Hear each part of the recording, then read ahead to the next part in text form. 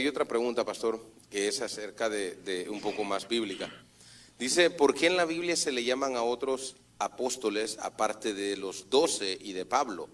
Como por ejemplo a Bernabé, Silvano, Junías, Andrónico, Timoteo, a Tiometeo, Epafrodito. Timoteo. Timoteo, ok. Algunos dicen que son más de 20. Si se cuentan a los 12 más a Pablo.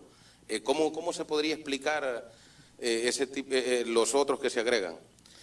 Sí, esta pregunta me la han hecho mucho porque yo he dado prédicas en donde yo he tratado de demostrar con la Biblia que apóstoles de Cristo ya no hay, ¿no? Apóstoles de Cristo, pues hubo 12 que él escogió, uno que fue el sucesor de Judas, y Pablo, que fue llamado, dice, como un abortivo, como un apóstol a los gentiles, que fue el último, ¿no?, que se le apareció el Señor, en ese sentido, para comisionarlo al apostolado. Pero mucha gente me ha mandado citas, hasta me ha mandado citas bíblicas, y entonces, ¿qué de estos?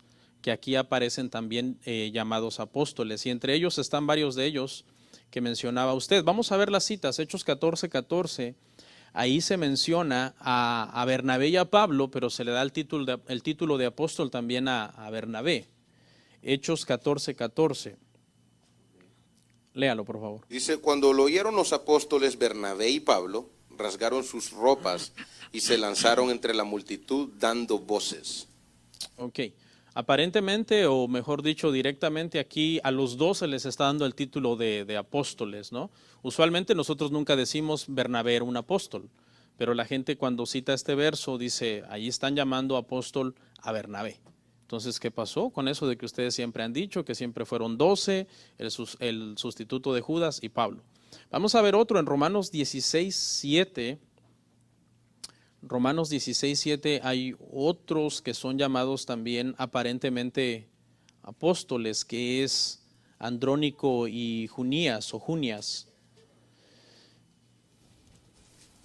16:7, ok, dice, saludad a Andrónico y a Junías, mis parientes y mis compañeros de prisiones, los cuales son muy estimados entre los apóstoles y que también fueron antes de mí en Cristo. Bueno, aquí dice que estos dos hombres, que aparentemente eran familiares del apóstol Pablo, eran muy estimados entre los apóstoles. Y esta palabra entre, como que diera a entender que era parte de los apóstoles, y entonces eran también estimados por los apóstoles y entre los apóstoles. Entonces aquí ya vemos a Bernabé, ya vemos a Andrónico y a Junías aparentemente nombrado entre los apóstoles. Y aparte, hay otros pasajes donde se menciona a apóstoles también, a Silvano y a Timoteo, en primera de Tesalonicenses 2:6. Primera de Tesalonicenses 2:6, por favor.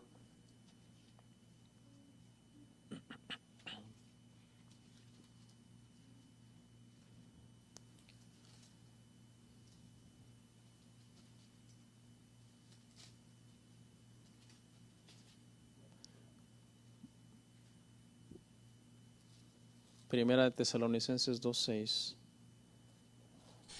Dice, lo leemos en la pantalla, dice, ni buscamos gloria de los hombres, ni de vosotros, ni de otros, aunque podíamos seros carga como apóstoles de Cristo. Ahí ese plural que está usando el apóstol Pablo se refiere a Silvano y a Timoteo. Vamos a verlo en el verso 1, 1 Tesalonicenses 1:1. Ahí está claro que ese plural lo está usando porque se refiere a Silvano y a Timoteo también. Dice, Pablo, Silvano y Timoteo a la iglesia de los tesalonicenses en Dios Padre y en el Señor Jesucristo. Gracias y paz sean a vosotros de Dios nuestro Padre y del Señor Jesucristo. Entonces ahí es donde surge la pregunta, que aparentemente con estos argumentos como que refutan lo que nosotros hemos enseñado. Las enseñanzas que ustedes han dado están mal. ¿Por qué? Porque en la Biblia se mencionan muchos otros apóstoles, hasta 20 dice. Si contamos a toda esta gente, a Tito, a Filemón, a Timoteo, a Silvano, a Bernabé, etcétera. Entonces, a continuación quiero dar unos argumentos de por qué estos hombres son llamados apóstoles en algunas ocasiones. Y lo primero es que, acuérdese, hermano, que la palabra apóstol, la palabra original griega, apóstelos, La etimología, que eso no se lo tiene que aprender, pero la raíz de la palabra significa enviado. Y eso aplica a todo mundo que sea enviado de parte del Señor o de parte de una iglesia para una misión, para predicar, para hacer una obra evangelística o ir a llevar un mensaje, ¿ok? Etimológicamente podríamos decir que todos somos apóstoles en ese sentido, ¿ok? Pero no apóstoles como Cristo, porque ese es como los apóstoles de Cristo, porque ese es el argumento que nosotros hemos usado, que apóstoles como los de Cristo, apóstoles como los del siglo I, ya no hay. ¿Okay? Argumento número 2 es que mientras estos hombres eran llamados apóstoles, todavía el canon de la Biblia estaba abierto. ¿Okay? Todavía el canon de la Biblia no estaba cerrado. El canon de la Biblia se cierra a finales del siglo I, cuando se escribe el libro de Apocalipsis, que se cree que es el último. Algunos dicen que no es el último, pero hay unos versículos ahí al final de Apocalipsis que dice: no se le quite ni se le añada más a este libro de profecía, que nos da a entender que es que se está cerrando el canon, y el canon quiere decir que se están acabando de terminar ya todos los libros de la Biblia. Entonces, estos hombres que son mencionados aquí apóstoles, están todavía dentro del lapso del tiempo de la formación de la iglesia. La iglesia todavía se siguen poniendo los fundamentos a la iglesia cristiana. Todo el siglo I los apóstoles lo usaron para eso, para poner los fundamentos doctrinales a la iglesia cristiana. ¿Okay? Entonces, obviamente, los nombres de estos hombres están en las páginas de la Biblia. El canon todavía no está cerrado. Y entendemos entonces que de alguna forma, algunas veces porque viajaban, por ejemplo, en el caso de Bernabé, entendemos que está viajando con Pablo, están viajando juntos y ambos son tomados como apóstoles. El autor no hacía un reparo en decir, ahí estaba el apóstol Pablo y Bernabé, sino que a los dos los cita como apóstoles. En el caso de Silvano y Timoteo, en la epístola a los tesalonicenses, yo lo entiendo que ellos son algo como coautores de la epístola con Pablo.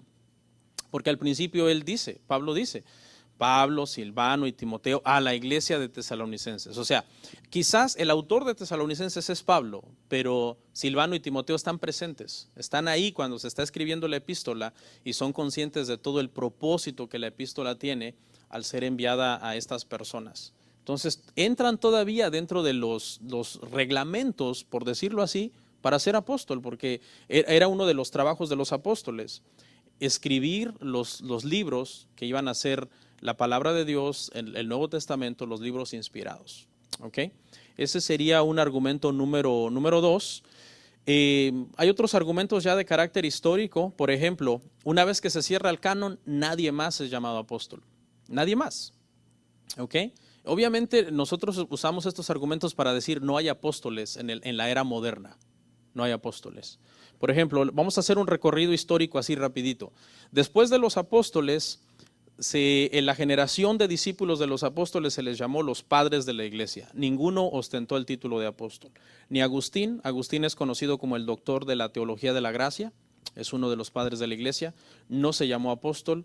Tertuliano es uno de los que acuñó el término Trinidad. Tampoco se llamó apóstol. Padre también de la iglesia cristiana.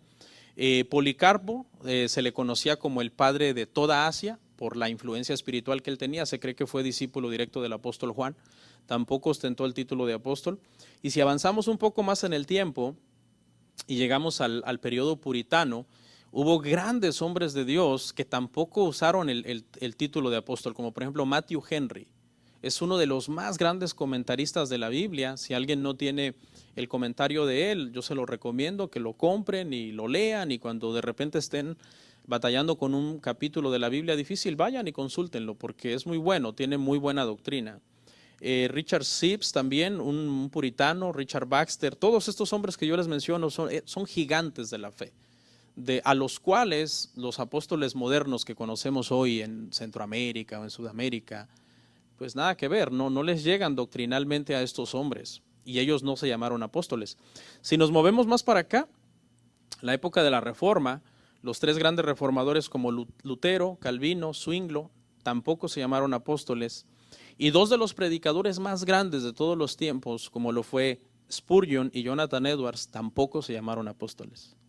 Entonces vemos que históricamente no hay ningún respaldo para eso. Apóstoles modernos, no sé de dónde lo sacaron, ¿no? Pero Y si usan este argumento, no, pero es que en la Biblia se menciona a otros, a Bernabé, a Silas, ok, sí, pero quizás como apóstoles de la iglesia, no apóstoles de Cristo, ok, porque así es como algunos teólogos han resuelto este dilema. Ok, sí, aparentemente se les llama apóstoles, ahí a Bernabé también se le incluye, ok, pero son apóstoles a la iglesia, no apóstoles de Cristo, porque apóstoles de Cristo fueron los 12 que él llamó. Sabemos que Matías, ¿verdad?, sustituyó a Judas, y Pablo fue el apóstol a los gentiles, y de allí no hubo más, ok.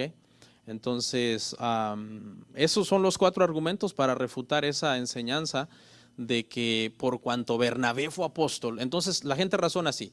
Si Bernabé fue apóstol, entonces yo puedo ser apóstol, porque no fue de los 12 de Cristo, yo tampoco soy de los 12. Pero ese es un razonamiento equivocado, porque en el contexto la Biblia todavía no se acaba de escribir, todo eso sucedió en el siglo I, ¿ok? Y algunos de ellos eran coautores de algunas epístolas, por eso todavía se les consideraba apóstoles, porque ese era su trabajo, escribir el Nuevo Testamento y poner el fundamento doctrinal para la iglesia.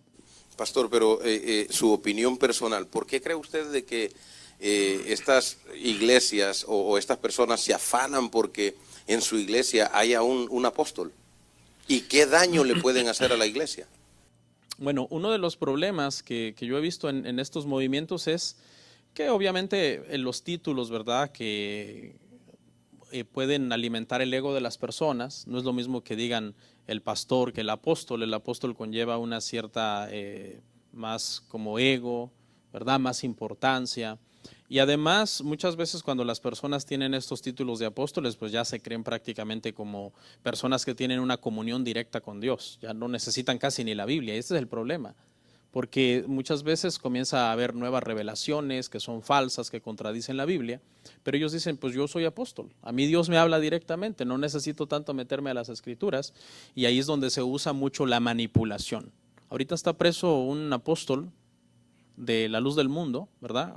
Nazón Joaquín García, me parece, y entonces las personas juran que es inocente, no sabemos todavía qué va a dictar todo hasta la mera hora final, pero prácticamente muchos han dado a entender que aunque resultara que es culpable, ellos van a seguir creyendo que es inocente. ¿Por qué? Porque hay una especie de manipulación y de lavado cerebral que muchas veces se logra por medio de estos títulos. Se ejerce un dominio sobre las personas. Para no perder el hilo, hay una pregunta, pastor, que me gustaría hacerle. Porque hay muchas personas, acerca de lo que usted acaba de decir, de que la Biblia la deja a un lado por decir que reciben revelación de parte de Dios, y usan mucho la palabra el Señor me dijo. ¿Qué tan importante es la Biblia dentro de la iglesia? Bueno, los reformadores en el siglo XVI llegaron a la conclusión que la Biblia es la autoridad principal de la iglesia. Ellos lo resumieron con la frase sola escritura, que significa solo la escritura. Significa que todo lo que nosotros hagamos, si no se conforma a la palabra de Dios, está mal, aunque nos lo haya revelado un ángel. Aunque yo diga Dios me dijo, si contradice la escritura, eso es de desechar inmediatamente, porque contradice la palabra. La palabra más segura, la profecía más segura que nosotros tenemos es lo que está escrito en la Biblia. Y si nosotros nos conformamos a eso, pues vamos a estar seguros en una buena doctrina. Pero si comenzamos a atender a nuevas revelaciones, Dios me dijo, yo soñé, yo tuve una visión, entonces esas cosas están sujetas a error, porque provienen del sentir de las personas, de sus prejuicios, de muchas cosas que ya son cosas personales, mientras que si nos apegamos a la Biblia, estamos seguros, ahí está escrito. Lo interpretamos correctamente, hacemos un estudio de qué significa lo que estamos estudiando, llegamos a una conclusión, y una vez que tengamos una interpretación sana de un pasaje, entonces le podemos dar muchas aplicaciones, pero la interpretación es una. Amén.